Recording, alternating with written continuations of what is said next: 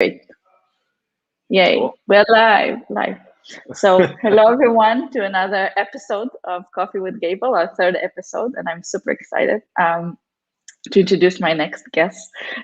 And maybe Jesse, you want to share a little bit about yourself, what you're doing, and we'll take it from here.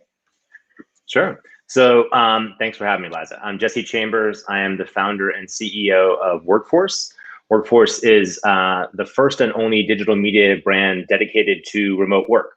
So we create content in the form of articles, soon video and audio and all that kind of thing for people who work remotely or who want to work remotely and the businesses that employ them. So, of course, my next question will be, how did you come up with this? Like, why did you think that now is the time to found a news media outlet that is dedicated to remote work? Yeah, well, I can happily say that, I actually have been working on the idea for over 2 years. So This was not a pandemic related realization for me. This was something that an opportunity that I sort of saw, just a gap in the marketplace, being myself, finding myself as sort of a de facto remote worker in my previous roles, just not seeing information or tools out there for people who work remotely or want to, or places to find remote jobs.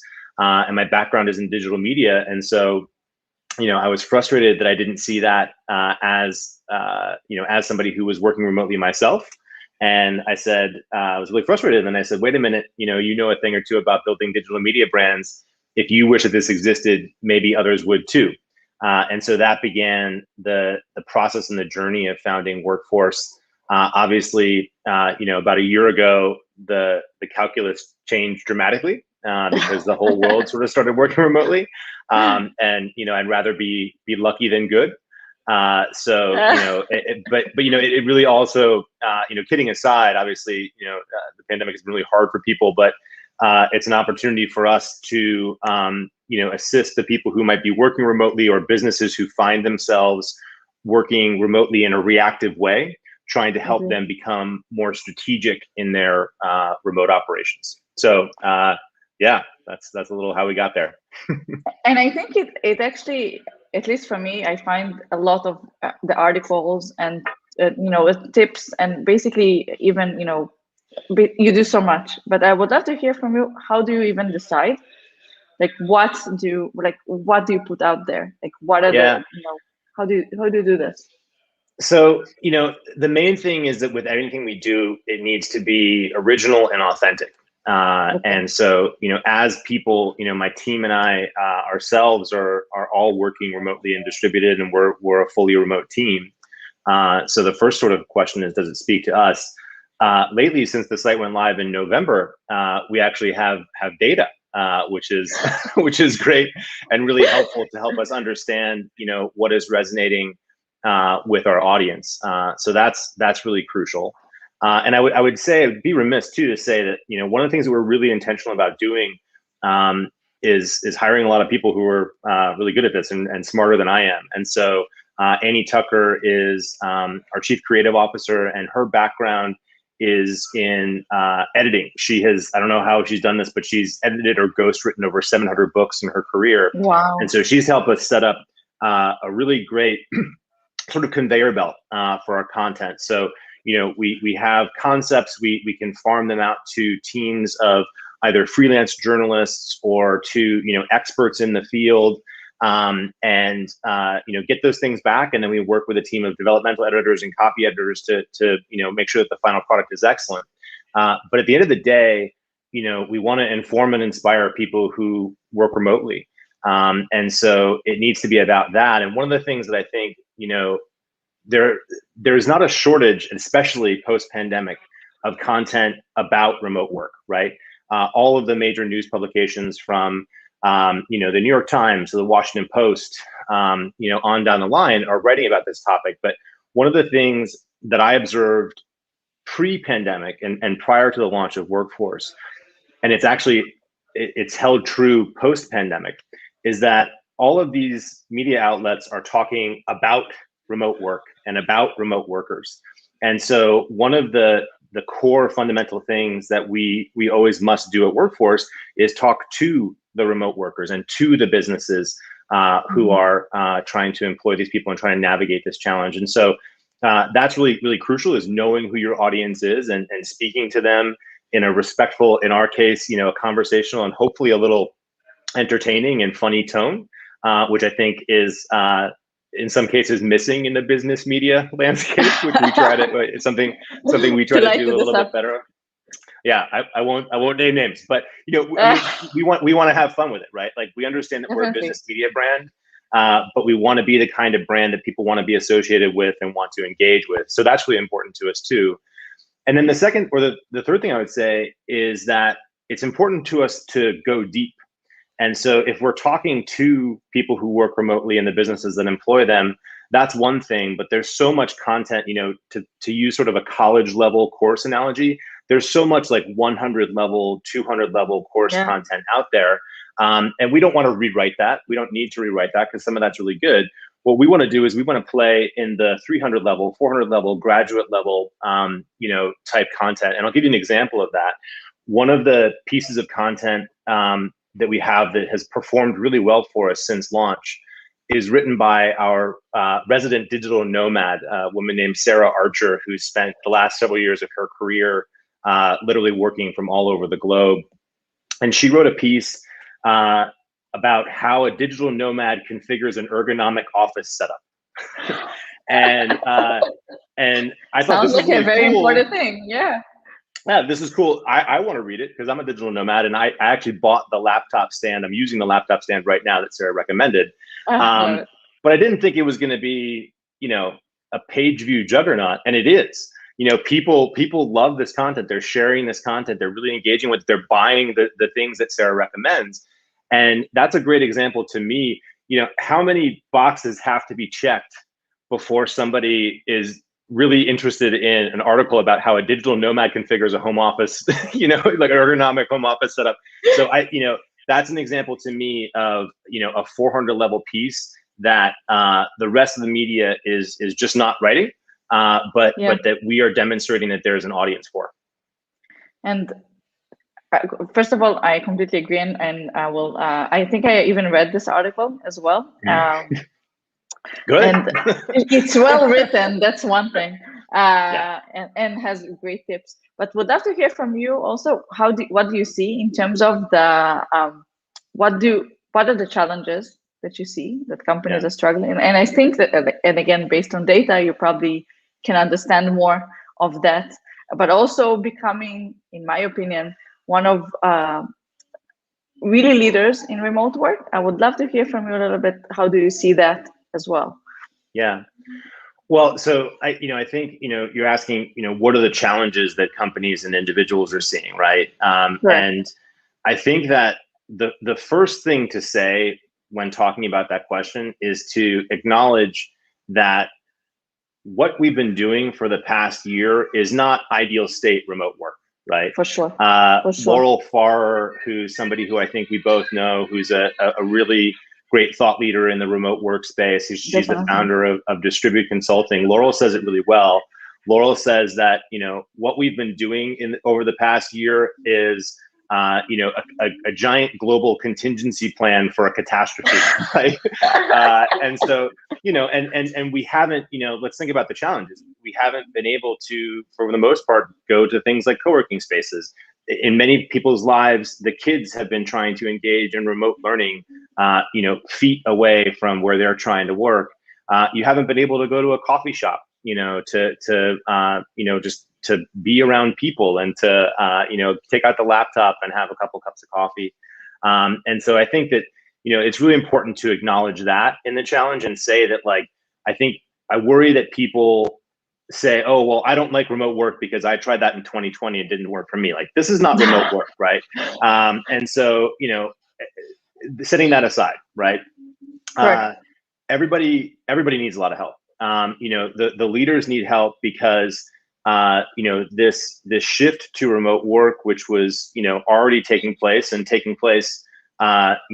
or in play and in progress so much that I started a company about it before the pandemic happened. things just got compressed. What would have taken 5, 7, 10 years took 12 months. And so now companies are trying to play catch up and trying to figure out, okay, well, how are we going to do this? Are we going to be hybrid? Are we going to be fully remote? What does hybrid look like for our company? And trying to make those adjustments and those changes. And then the people themselves are trying to figure out, how do we continue to get through this? I think that going back to the comments about it not being ideal state remote work, I think that people are now beginning to try to say, okay, well, this experiment was hard in some ways, and I feel maybe burnt out. But I also see opportunities and see things I want to carry forward. Maybe after I'm vaccinated or after I come back to the office, and trying to pick and choose those things. And I think one of the interesting things that people should keep in mind, especially the leaders, is that the leaders of these companies are making decisions about the companies, but they're working remotely too, right? And so, how do you find balance? How do you set boundaries, with your colleagues and with your managers and leaders, so that you don't get burnt out, and so that you can continue to do this in a sustainable, productive way. So I think it's about promoting that kind of thing and promoting efficiency, not just productivity. I completely agree, and I hear this as well. And with a lot of companies that we are discussing, is basically okay. And would love to hear your take on this. We see that majority of companies will probably be in some hybrid solution. And what does really hybrid means? That's also a big question, because I don't think that anybody really understood how to manage this, both in terms of the logistic perspective, I would say, but also, how do you bring the team together? If you have like so many companies already hired people throughout the US and of course globally, but how do you provide them with some sort of a space to connect and meet? And how do you tie this to the larger company organization, right? And the larger culture? Would love to hear your thoughts about that as well. Yeah, and that's something, it's always a question I'm glad to be asked, because I want to be very intentional that Wrkfrce is not beating a drum for remote work only, right? I think that there's a really broad continuum.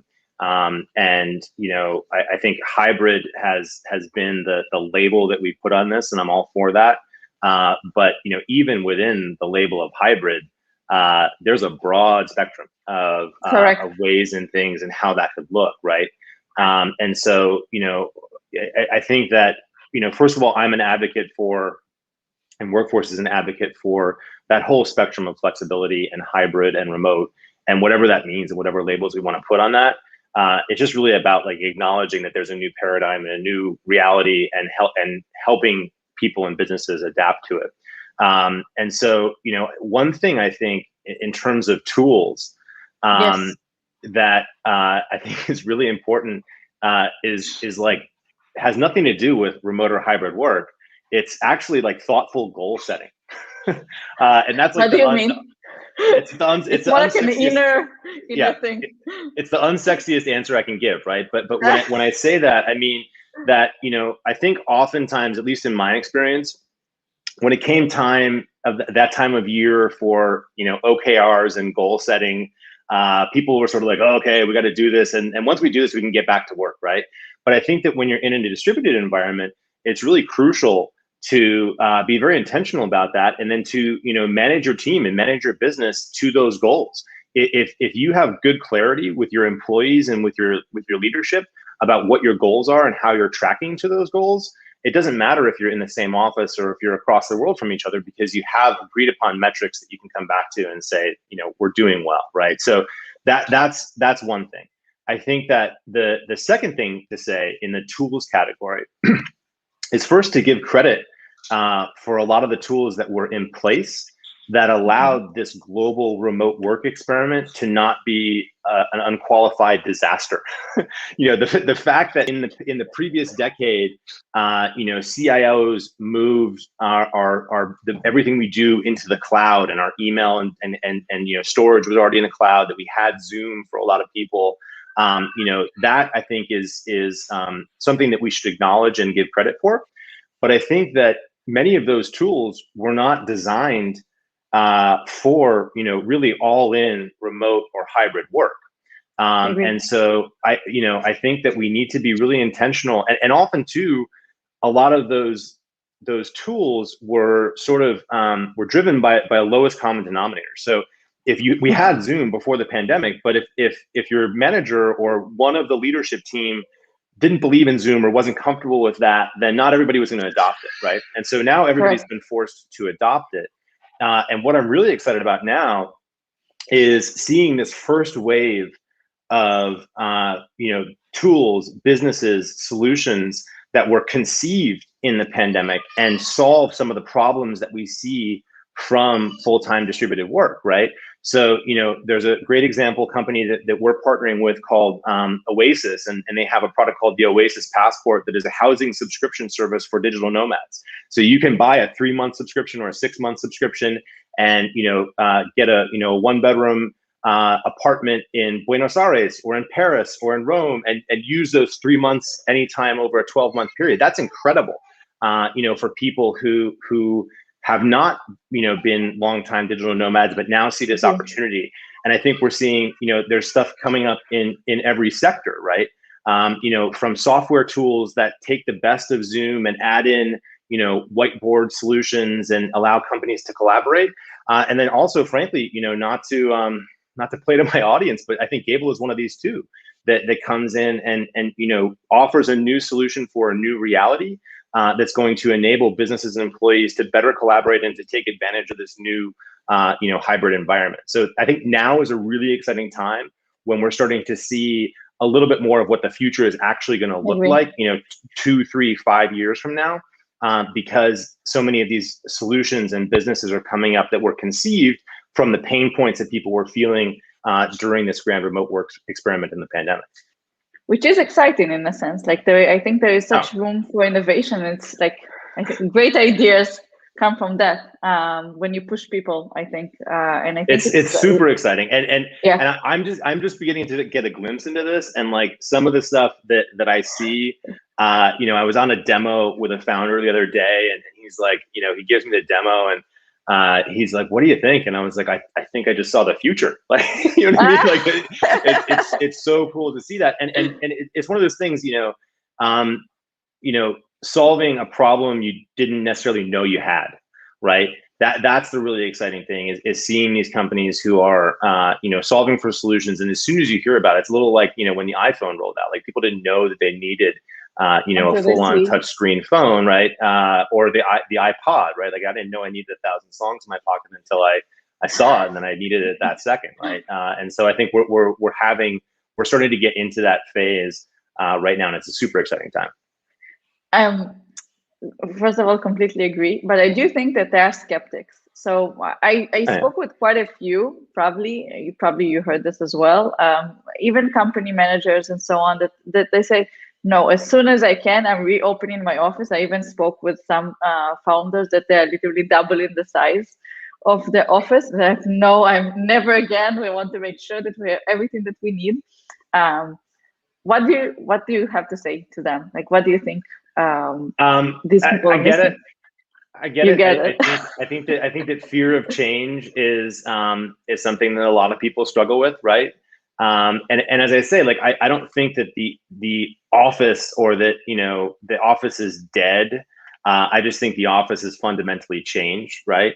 But what I would say to those founders is they better think hard and look really hard at how they're going to hire and retain their talent in the next 5 years.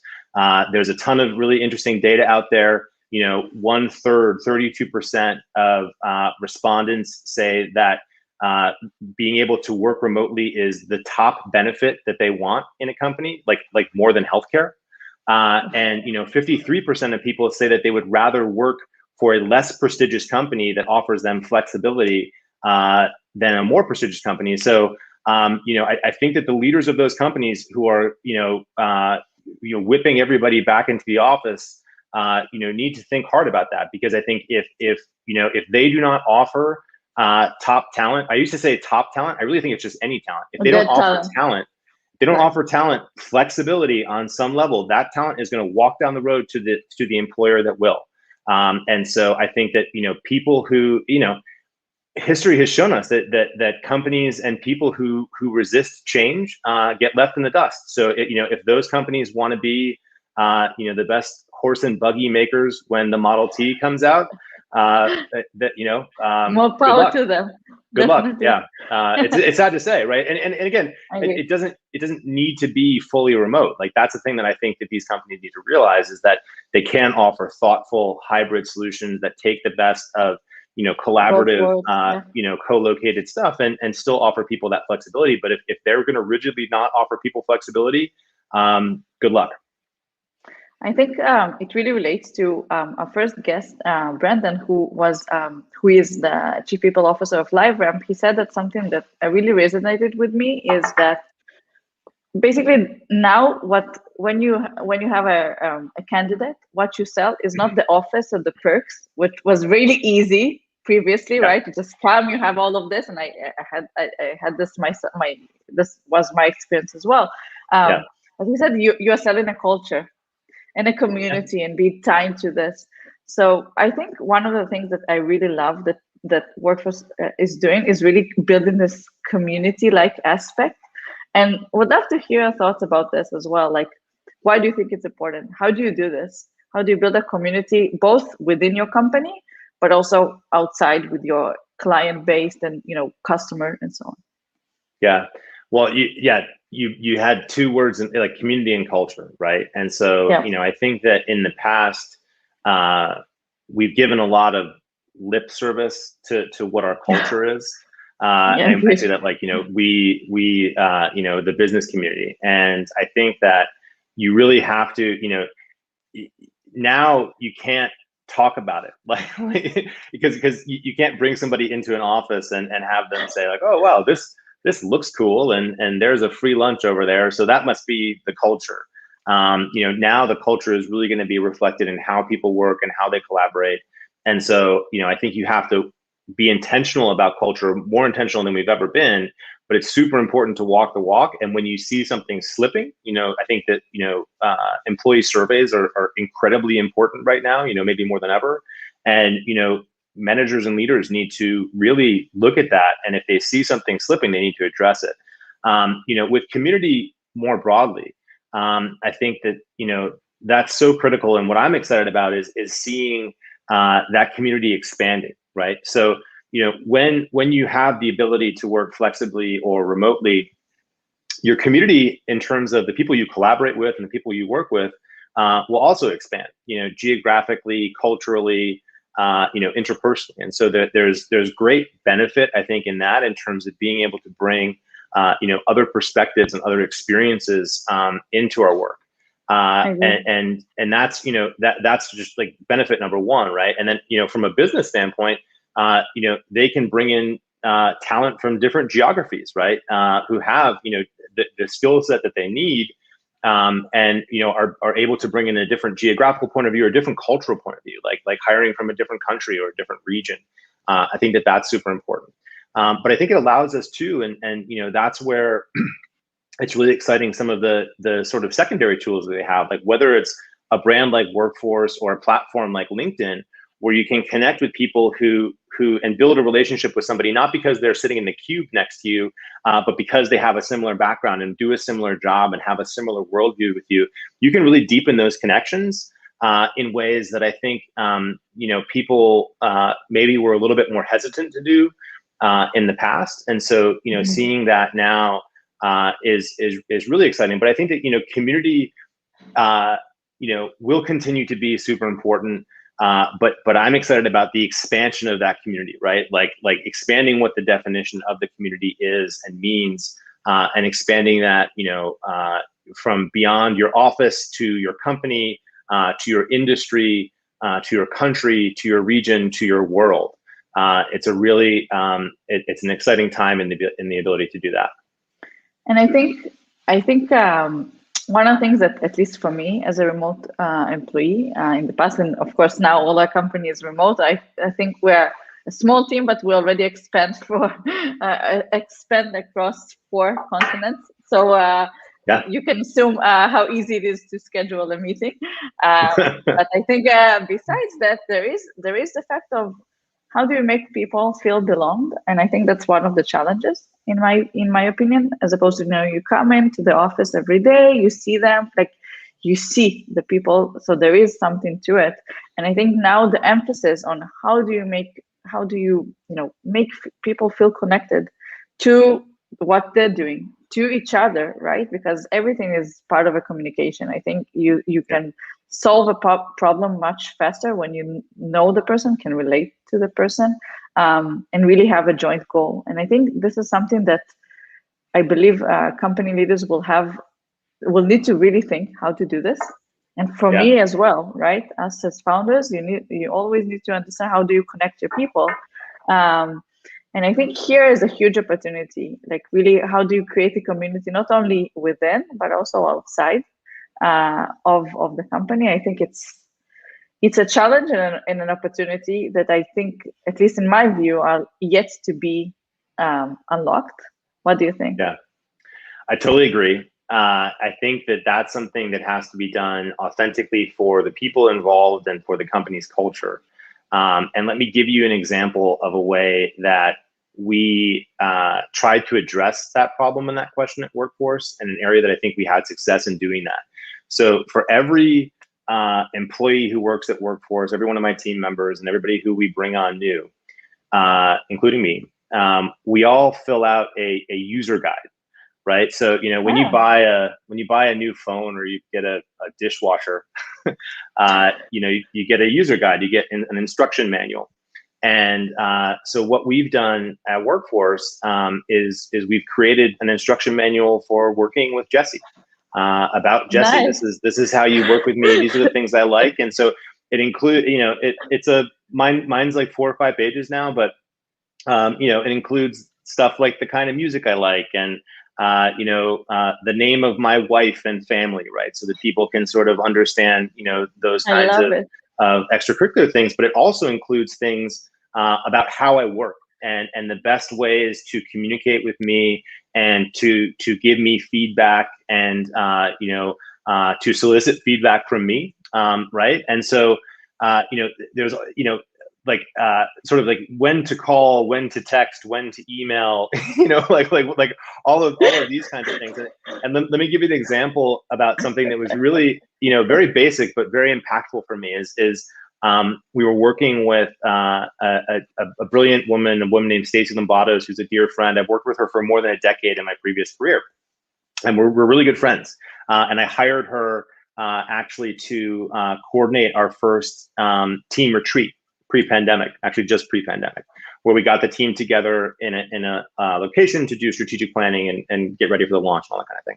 And so Stacey did a user guide, and in Stacey's user guide, in the sort of how to communicate with me section, she had a thing that, you know, said, you know, when to use the phone, and it said, you know, you can call me anytime, but don't bother leaving me a voicemail, because I never listen to my voicemails. Just if I don't answer, text me what you needed to say in the voicemail. And I was like, Stacey, this is brilliant. Like, I've known her for a decade, and I didn't know that, and now I know that. And so now I'm just not going to leave her a voicemail, because I know she's not going to listen to it, and I'll send her a text instead. And so you know, being intentional about those things, I think, can have you know, a really huge impact. And so you know, these are things that, you know, and it's not just beneficial for fully remote businesses like Wrkfrce. It's something that any company can benefit from. And so I think that, you know, little things like that are things that you know, companies and leaders and managers and, you know, employees can push for that too. Like, you don't have to wait for your manager to say, we're all going to fill out user guides. You can say, hey, you know, I was listening to this Coffee with Gable chat the other day, and this you know, this funny guy with a beard said this interesting thing about user guides. You know, like let's try that. So you know, I think that we need to sort of raise these questions and these issues and try things that have worked for others, and see if you can make them work in your work life too. Wow, I just love this user guide. Oh my God, I have so many things like that. I'll send you mine. I'll send you mine. You can read mine, and you're free to copy. Definitely. It's not an original idea. You know, we didn't have the idea that this is something that's worked for a lot of other you know, remote team. Yeah, I'll say something else too. You know, one of the things I think is incredibly powerful that we've learned from companies, these remote first companies, right? So Darren Murph, who's the head of remote at GitLab, has been a friend of mine for years, before either of us were, champions of remote work. And GitLab open sources everything. And I don't know if they call it a user guide, but they have an analog for a user guide. And, their CEO, Sid, open sourced his user guide. Anybody can read his user guide on the internet. And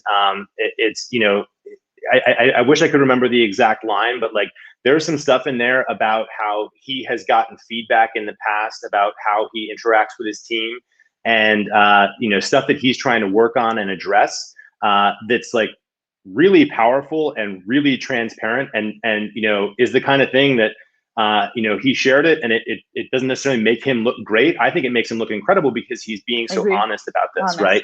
And I think that's incredibly powerful. That's a one end of the spectrum thing where a leader is open sourcing that kind of thing to the whole world. But I think it's incredibly powerful when a leader of even a small team will be honest and transparent about that kind of thing to their team. It can really, build trust and do great things for the team that leader is managing, for sure. And I think you really touched on the point of trust and transparency. And I think especially now, this is the thing that we're expected to, both as leaders, but also as employees. Like the transparency is a number one, transparency and trust, because otherwise, like exactly the thing, like you don't see the people. You cannot, like, let's say, I don't care, and I always tell this to my team, I don't care how much you work. It's everything is based on output. And I think that's super important, but you need to also own it by yourself and make sure that people know that you're open to it and implementing this. And I think there is a huge variety between, just saying that you're going to do this and actually implementing. I think that's really important. So as a final question, how do you see Wrkfrce growing? Like, what is your vision? Let's say. There's immediate stuff in terms, we're very excited. We have some video series in development right now. We're having some really exciting talks with partners around creating content and, doing a lot of things to grow the brand. We have right now a job board where you can search, somewhere between 100 and 200,000 remote or flexible jobs at any given time, which is really incredible. We want to build that job board into more of a job platform. So, give people the ability to get trainings and certifications that will make them more attractive to, potential companies that want to hire them for a remote or flexible position. And so, those kinds of product things, I would say, but like, our ultimate ambition, our ultimate goal is to be the authority for location independent work, right? So in the same way that a brand like TechCrunch is the authority for the Silicon Valley startup ecosystem thing, we want Wrkfrce to be that for the way that people are working going forward in the future. Amazing. I am, of course, a fan and rooting for you every step of the way. So thank you so much for your time. I enjoyed it a lot. And thank everybody who joined. And we will, of course, speak soon. Thank you, Jesse. It's a real pleasure, Liza. Thanks so much for having me. Bye. All right. Bye. Thank you.